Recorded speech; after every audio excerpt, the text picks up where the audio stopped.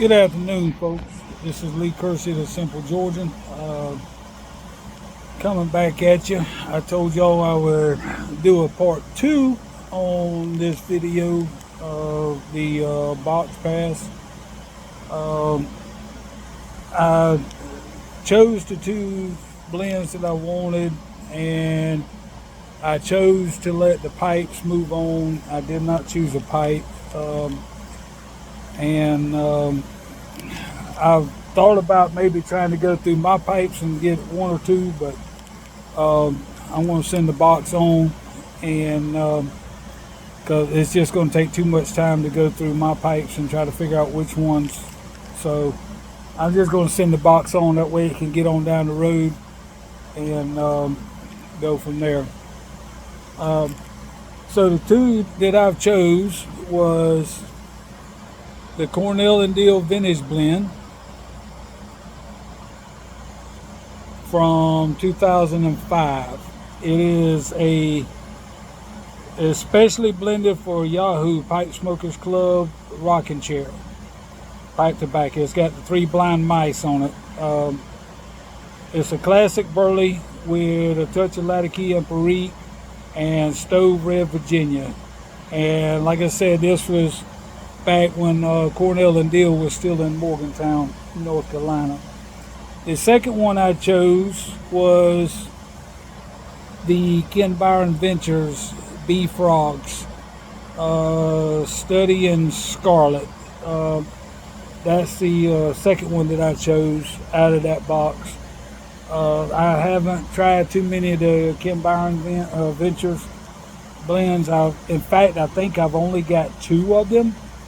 I picked one up, Texas Toast, out in the Dallas, Texas show that I went to in 23, and I got that blend in. So I'm going to replace it with Pritchett Select Smoke Old Chap. This was I've got 2 of these, so I'm going to throw one of them in there. And Au Revoir, Aurevoir, Au Revoir, if I understand my pronunciation correctly. That's one of the Appalachian Custom blends. I had 2 of those. I'm going to put a 24 batch of the 8-state Burley Cornell and Deal, and 25 of the San Sepulcro Cornell and Deal. I had like 2 or 3 of those, and so I'm going to take 2 and replace it with 4, and I'm going to send the box on. I'm going to send it out either late tomorrow afternoon or first thing Saturday morning to the next one in line, which would be my friend Matthew of Smoking Crow Creations. He is a up and coming pipe maker and a small batch blender. The last small blend, or the last blend I got from him, was Destination Unknown. He had it at, I think he had some at Smitty's, the pipe show at Smitty's this past month, and I did not make it, but I got one sent to me. So, Smoking Crow Creations will be the next one in line. So I took the 2 out, replaced it with the 4, and I'm just going to pass the pipes along because I've got enough pipes, and there wasn't really anything extra in there that I was interested in. So I chose to get them 2, and these blends that I'm replacing I had multiples of, so I'm just going to pass it on, let somebody else see, maybe get one that didn't have a chance to get one. So another little prank that I pulled, I drove a log truck and a water truck for a while for 2 different companies, and on both of them I went down to the watering hole. The water truck, I had to go in up down the haul roads behind the dump trucks and stuff like that to keep the roads wet, to keep the dust down. So I went down to the watering hole, loaded up the truck with water, and was coming back out and run up on a dead rattlesnake, about a 4.5 foot timber rattler. Down here in southeast Georgia, we have timber rattlers and diamondbacks. So anyway, the way the water truck was designed, it was just a truck and chassis with a round, like an oval tank on it, and it had like sitting on a flatbed kind of with like, I don't know, four 6-inch sides, so we could put our water hoses, because we had to draft water off, say like off of a fire hydrant or out of a pond or whatever. But the watering hole I went to was in one of the ponds that had been dug, and they had a big arm over the air, and I just pulled up under it, turned the water on, and it dumped in the top of the water tank. But anyway, I come up on that rattlesnake, and I picked it up, throwed it up on the bed of the truck, and just stretched it out on the bed of the truck.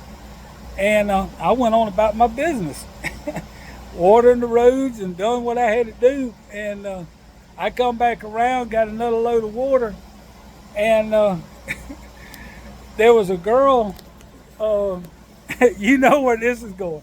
There was a girl sitting in the back of a pickup on a toolbox keeping up with the loads of the dump trucks. And we always chit-chatted, talk, whatever, real friendly. And so I get in there, you know where this is going. I get up there, and I pull up. She's hanging off the side of the truck, off the toolbox, with her pad in her hand, pencil, sitting there. We just chit-chatting, talking, carrying on. I must have sat there, I don't know, 15 minutes. And I'm like, okay, let me go so I can get this water delivered. And this was back when they was doing a lot of road construction in our area. They were putting in a Walmart, Home Depot.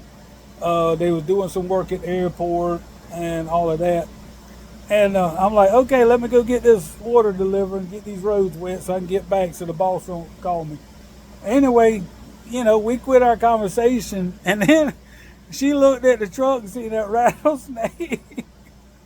She jumped in the back of that truck, and she never did come out the back of that truck for the rest of the day. And the other time, I was on a log truck, and most of the time I was rehauling out the wood yard. At this particular time, we didn't have a whole bunch at the wood yard to do.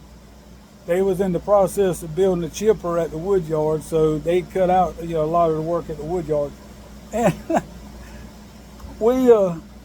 I had to go up to the woods in Carolina, about 2.5 hours away, and meet the logging crew. The man that I was driving for, he put me on the logging crew that he was with to keep me steady, and then he went and found other work. That's the way he was. He put me on the jobs that he knew he had, and he'd go find something else. But anyway, I'm in an old Kenworth W9 day cab, old Union Camp truck. A lot of you don't know about it, but Union Camp was real big around Savannah here, and they had their own logging operations, the whole 9 yards. But anyway, he got one of the last trucks and trailers from Union Camp, and he used that in another truck. Had me as a driver and him as a driver. We got in with the logging. Him and his wife both worked for Union Camp, and when they built that new chip mill, he got laid off from the wood yard, so he knew how to run the loaders and stuff. So them guys that run the loaders, they'd go out 2 or 3 in the morning, get a load of wood, and be at the mill at 7, 8 o'clock, dropping their first load. Well, guys like me that never run a loader, I'd have to wait for them to drag up wood. So anyway, I go up in there. Now, I still have to be at the log truck at like 2 or 3 in the morning. I'd get up there and go, I don't know, 2.5 hours up into the woods. So I'd be getting in there at 7:30 in the morning, same time the logging crew did. And they had a service truck and a 15-passenger van. That's all they took to the woods. And they had a cut-down machine, 3 pulling machines, and a loader. and that service truck and the 15 passenger van, that was the whole crew. So, and they would log, cut down trees, drag up logs and stuff like that. And they run enough to keep 4 or 5 of us log trucks running. And but anyway, we like I said, 2.5 hours up the road in Carolina, and I pulled up in there on my second load one day, and sure enough, there was a big old, about a 5.5 foot timber rattler come out. They had run him out with that cut down machine. They was way back up in the woods, but they was running the snakes out as we was coming in. So I got about halfway between the road that we cut off, the main road, and about halfway between there and the logging deck, and I run over that timber rattler with that truck, killed him, and I taken that joker was still striking at the tire, even if dead, I take that joker, picked him up, throwed him up on the tongue of the trailer, and I went on into the logging crew. I pulled up in there and backed my trailer up, and them boys on that logging crew, they had, a couple of toolboxes open on the service truck, had the fuel hoses out for when they needed fuel. And at the back of that 15 passenger van, they left the back doors open and had a big old 5-gallon cooler back there with ice water or Gatorade or whatever. Them boys, they'd come up there and fill up their thermoses and go back to work. So I backed up under the loader, and while the man's loading me, I take and pull that timber rattler off my trailer. The man on the loader, he knew what I was fixing to do. He was laughing. He was about to fall off that loader laughing so hard. He knew what I was fixing to do.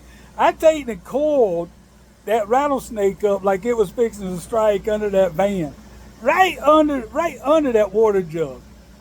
And that guy on the loader, he saw, like I said, he about couldn't load me. He was laughing so hard. But anyway, we sitting there, and about that time, the man on the cut down machine, he was way back out in the woods. And them boys with them 3 dragon machines, the big skidders. And when I say skidders, these boys, they didn't have one set of big tires. They had like double tired skidders. And the cut down machine was a huge monster.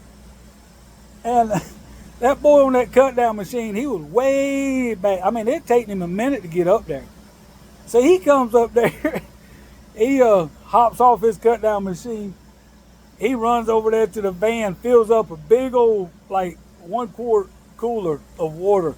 And he gets his lunchbox out the van, and he backs off and starts drinking that water, looking around, different things. And then he looked down under that van and seen that rattlesnake. Now, mind you, the snake is dead. But he seen that rattlesnake coiled up under that water jug. He ran and jumped up on that cut down machine. And for the rest of the week, that boy got on that cut down machine and never come off that cut down machine for the rest of the week. He'd stand out there on the side of the, outside the cab and pee off the top of the machine. He filled his jug up, his lunchbox. He got on that machine. He'd never come down. And them boys, they told me, they said, you mess that man up. And I'm on both places, the bosses at both jobs called me. They're like, man, what are you doing? I said, hey, I'm just having fun. I said, both snakes was dead, And I mean, they like, okay, you can't do that. It's not like dangerous or we can't fire you or nothing, but, try not to do stuff like that because people's terrified of snakes. And I mean, I kind of get it, to a point, but it was just a prank I was playing on the guys, because I don't know, it's just one of the things that popped in my mind right then, and I thought it was funny. Like I said, that man on that loader, he was about to roll, because he seen what I was doing, and he wasn't really scared of none of it. But yeah, it was something else. And I mean, I never did that very much. I mean, when I was a little kid, we had the little rubber snakes and stuff. And we'd run around, scare our little friends and aunts and uncles, or maybe not uncles so bad, but we'd scare our aunts, our mamas, stuff like that, and with the little rubber snakes. But we thought it was funny, and of course, just like little boys growing up, we always ran around with spiders and frogs, and you know, it was crickets, all kind of stuff like that. So yeah, it was just one of the things. But it it was one of the things. That man on that cut down machine, though, he never forgot about that deal with me. Every time I come on that logging crew, he, he'd come up there to that. After that, he'd come up there to that van. He'd walk around the van, look all up under the van, make sure I didn't run no snake up under that van. And that girl on that pickup, she kept talking to me, but she didn't hang off the side of that truck no more like she used to. But yeah, that was a couple of the pranks I pulled. But anyway, wanted to let y'all know about that. We're going on about 16, 17 minutes, something like that. And somebody made a comment on one of my last couple of videos. They're thinking that the Richmond show in Richmond, Virginia, and the Mississauga